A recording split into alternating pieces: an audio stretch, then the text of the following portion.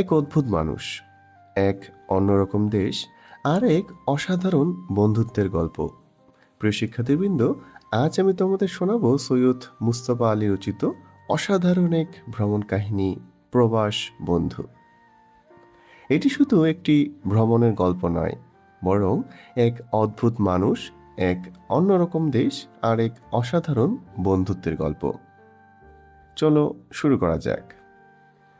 কাবুল থেকে প্রায় 2.5 মাইল দূরে ছোট্ট একটি গ্রাম, নাম খাজা মোল্লা। সেখানেই নতুন বাসা পেলেন লেখক। আর বাসা নেওয়ার সঙ্গে সঙ্গেই জুটে গেল এক চাকর। অধ্যক্ষ জিরার সাহেব হেসে বললেন, এর নাম আব্দুর রহমান।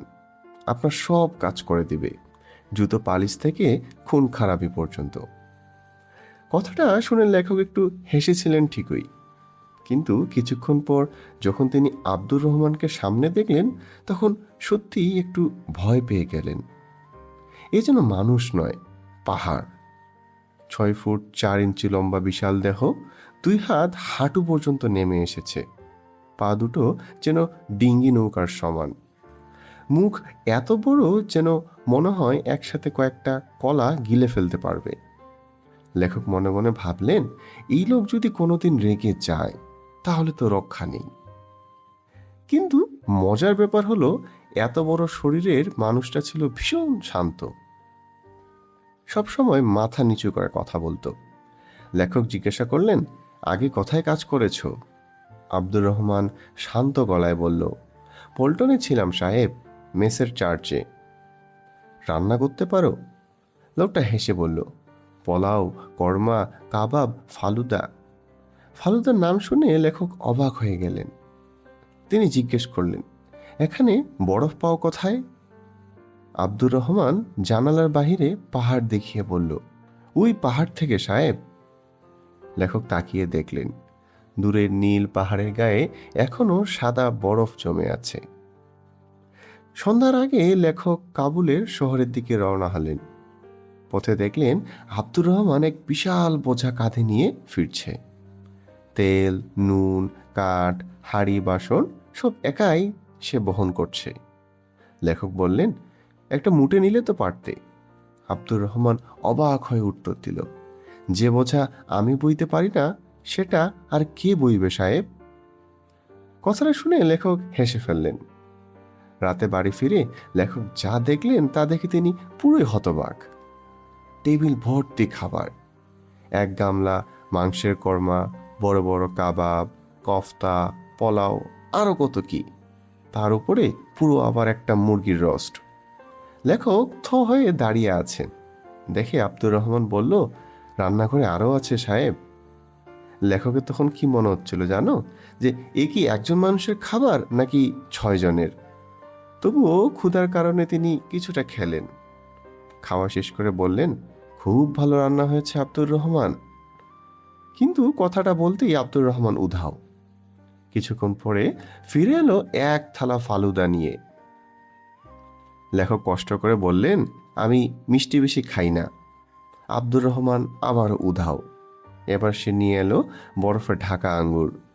এক একটা আঙ্গুর বরফে ঘষে ঘষে ঠান্ডা করে লেখককে খাওয়াতে লাগলো। আর লেখকের অবস্থা তো খারাপ, শরীর ঠান্ডায় কেঁপে উঠছে। কিন্তু আব্দুর রহমানের মন ভাঙবে বলেই তিনি কিছু বললেন না। এরপরে এলো কাবুলি সবুজ চা, ছোট্ট পেয়ালায় হালকা হলুদ রঙের চা। প্রথম পেয়ালায় চিনি দেওয়া হয়, দ্বিতীয় পেয়ালায় তাও না। এভাবেই কাবুলিরা একের পর এক পেয়ালা চা খেতে থাকে। সবশেষে আব্দুর রহমান বাদাম আর আখরোট নিয়ে এসে বসল। হঠাৎ সে দুঃখী গলায় বলল, আমার রান্না কি হুজুরের পছন্দ হয়নি? লেখক অবাক হয়ে বললেন, কেন? অবশ্যই পছন্দ হয়েছে। তখন প্রতি উত্তরে আব্দুর রহমান বললেন, তাহলে এত কম খেলেন কেন? লেখক এবার বিরক্ত হয়ে বললেন, তোমার শরীর আর আমার শরীরটা মিলিয়ে দেখো দেখি, আমি এত খাবার খাবো কিভাবে? আব্দুর রহমান কিছু বলল না, চুপচাপ বাদামের খোসা ছাড়াতে ছাড়াতে বলতে লাগলো তার নিজের দেশ পানশিরের কথা। তার চোখে তখন অন্যরকম আলো। সে বলল, সাহেব, পানশিরের মতো জায়গা পৃথিবীতে আর কোথাও নেই। তারপর আব্দুর রহমান শুরু করলো সেই পানশিরের বরফের গল্প। কখনো তুলোর মতো নরম বরফ পড়ে, কখনো ঝড়ের মতো উড়ে আসে, কখনো বা পুরো পৃথিবী সাদা চাদরে ঢেকে যায়। জানালার পাশে বসে দিনের পর দিন বরফ পড়া দেখা যায়। আর সেই হাওয়া, সেই পানশিরের হাওয়ায় একটা দম নিলে মনে হবে বুকের সব রোগ দূর হয়ে গেছে। আব্দুর রহমান বলল, সেখানে গেলে আপনি একটা পুরো দুম্বা খেয়েও আবার ক্ষুধা পাবে আপনার। লেখক এবার হেসে হেসে বললেন, ঠিক আছে আব্দুর রহমান, শীতকালটা আমি পানশিরেই কাটাবো। আব্দুর রহমান আনন্দে চকচক করে উঠল। কিন্তু লেখক মজা করে বললেন, তোমার খুশির জন্য নয়, আমার প্রাণ বাঁচানোর জন্য। রহমান অবাক হয়ে তাকিয়ে রইল। লেখক হেসে বলল, তুমি যদি সারাদিন জানালার পাশে বসে বরফ দেখো, তাহলে আমার রান্না করবে কি আব্দুর রহমান? আর এখানেই শেষ হয় এক অসাধারণ বন্ধুত্বের গল্প। এক প্রবাসী বাঙালি আর এক সরল আফগান মানুষের গল্প। এই গল্প আমাদের শেখায়, ভাষা আলাদা হতে পারে, দেশ আলাদা হতে পারে, কিন্তু আন্তরিকতা আর ভালোবাসার ভাষা সব জায়গায় এক। প্রবাস বন্ধু সৈয়দ মুস্তফা আলীর একটি ভ্রমণ কাহিনী, যেখানে আফগানিস্তানের জীবন, প্রকৃতি ও মানুষের সরলতা হাস্যরসের মাধ্যমে তুলে ধরা হয়েছে। লেখক আফগানিস্তানের কাবুল ও খাজামোল্লা গ্রামের পরিবেশ, সেখানকার প্রস্তর ভূমি ও বরফ শীতল আবহাওয়ার বর্ণনা দিয়েছেন। এই রচনার কেন্দ্রীয় চরিত্র আব্দুর রহমান, যিনি খুবই সহজ সরল, অতিথিপরায়ণ এবং দেশপ্রেমিক। তার আচরণ, রান্না ও জীবনযাপন থেকে আফগানদের সহজ সরল জীবন ও সংস্কৃতির পরিচয় পাওয়া যায়। মূলত এই রচনার মাধ্যমে লেখক বিদেশের জীবন ও সংস্কৃতিকে মজার ছলে তুলে ধরে আমাদের দৃষ্টিভঙ্গিকে আরও বিস্তৃত করতে সাহায্য করেছেন। প্রিয় শিক্ষার্থীবৃন্দ, আজকের ক্লাসে আমরা শিখলাম প্রবাস বন্ধু ভ্রমণ কাহিনীটার খুব সংক্ষেপে খুব সুন্দর একটি ব্যাখ্যা।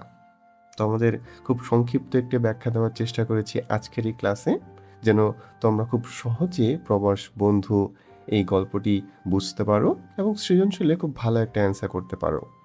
ঠিক এরকম আরও ক্লাস পেতে আমাদের চ্যানেলটি সাবস্ক্রাইব করে আমাদের সাথেই থাকো, এবং পরবর্তীতে তোমার কি ক্লাস প্রয়োজন তা অবশ্যই কমেন্টে জানাও, এবং কোথা থেকে ক্লাসটা উপভোগ করছো তা জানাতে ভুলবে না।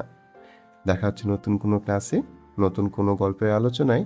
সেই পর্যন্ত ভালো থাকো, সুস্থ থাকো, শিখতে থাকো। আল্লাহ হাফেজ।